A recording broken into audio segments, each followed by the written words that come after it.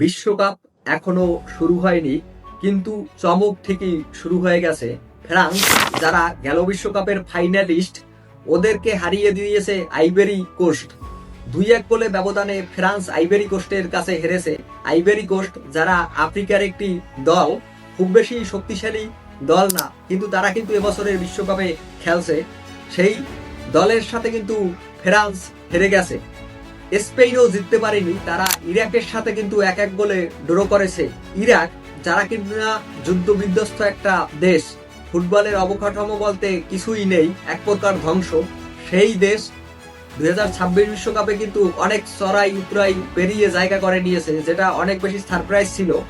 এই বিষয়ে আমি আলাদা একটা ভিডিও বানাবো, সেখানে আমি ইরাকের ফুটবল নিয়ে ডিটেলসে কথা বলবো।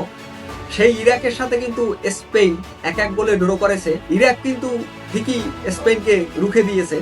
স্পেনের দুর্বলতার জায়গা হচ্ছে ফিজিক্যাল ফুটবলের বিপক্ষে তারা কিন্তু খুব একটা ভালো খেলে না।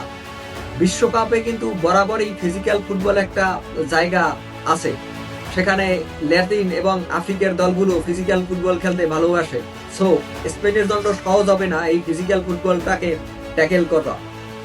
ফ্রান্সের ক্ষেত্রে একই কথা, তারাও যে একেবারে পারফেক্ট দল না, প্রত্যেকটা দলেরই উইকনেস থাকে।